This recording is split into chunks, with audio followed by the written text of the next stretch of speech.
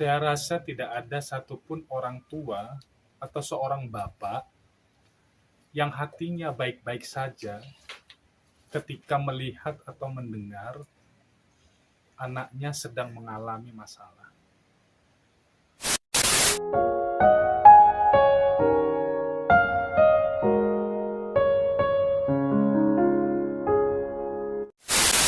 Halo, gimana nih kabarnya? Pasti semua baik-baik aja kan? Saya mau sharing sedikit tentang apa yang Tuhan kehendaki terjadi. Tepatnya pada tanggal 11 Juli yang lalu, namanya tahun ajaran baru, tentu ada euforia bagi orang tua karena anaknya mau masuk sekolah. Dari ngurusi pendaftaran, cari seragam sekolah, dan banyak perintilan-perintilannya. Nah, waktu cari seragam sekolah untuk Yesa, sebenarnya semua baik-baik saja. Tapi setelah selesai semua urusan untuk seragam, lalu kami kembali, tiba-tiba suasana ceria berubah menjadi harap-harap cemas karena Yesa mulai batuk. Awalnya sih berpikir bahwa itu hanya batuk biasa, tapi kemudian muncul demam pada malam harinya. Ya namanya kalau anak sakit, pasti semua sudah tahu orang tua harus begadang. Tentu muncul juga kekhawatiran atau kecemasan. Karena demamnya tidak turun, keesokan harinya kami memutuskan untuk membawa Yesa ke IGD di salah satu rumah sakit di Surabaya. Setelahnya kami kembali dan Yesa hanya diberikan obat sambil memantau kondisinya kalau tidak ada perubahan. Pada akhirnya hari Jumat kami memutuskan untuk membawa kembali ke rumah sakit. Nah, ini untuk kedua kalinya Yesa kami bawa ke rumah sakit dan ternyata hasilnya dia harus dirawat inap untuk pemeriksaan yang lebih intensif lagi. Setelah kami tiba di rumah sakit, kemudian dokter jaga memeriksa dan dilakukan screening untuk mengetahui hasil diagnosanya. Ternyata Yesa harus dirawat di rumah sakit untuk beberapa hari ke depan. Ketika kami mendengar hasilnya, rasanya seperti disambar petir. Ada kecemasan, tetapi itulah yang terbaik. Yesa harus dirawat inap. Dan ini kondisi Yesa hari kedua.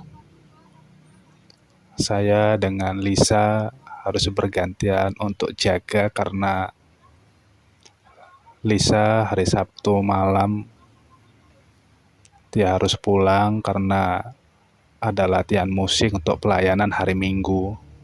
Sekaligus juga dia akan melayani firman Tuhan di gereja tempat kami melayani.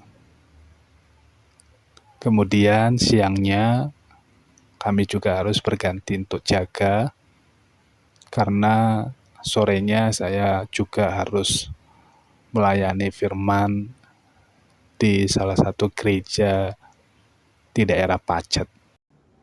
Setelah 4 hari dirawat inap di rumah sakit, kabar gembira pun disampaikan kalau Yesa sudah bisa pulang. Yeay.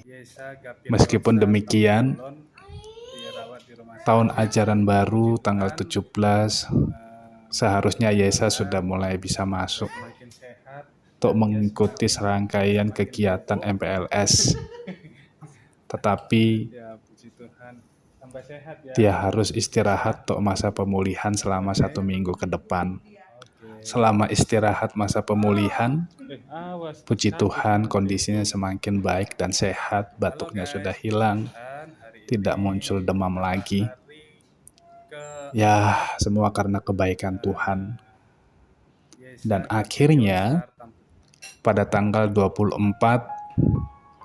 merupakan hari pertama di mana Yesa sudah bisa masuk sekolah.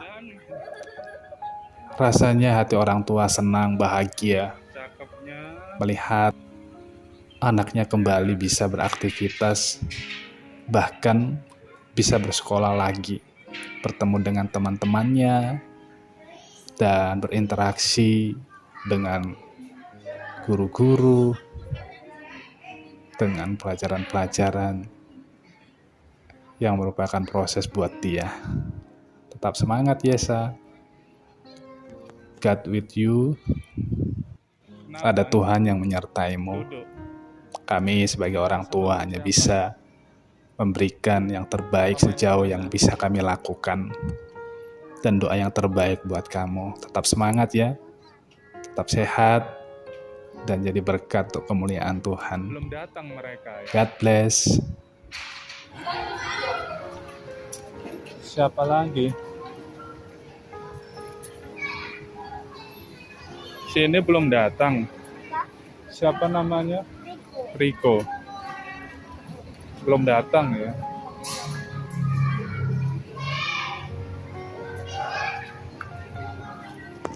Ya nanti tunggu aja dulu ya.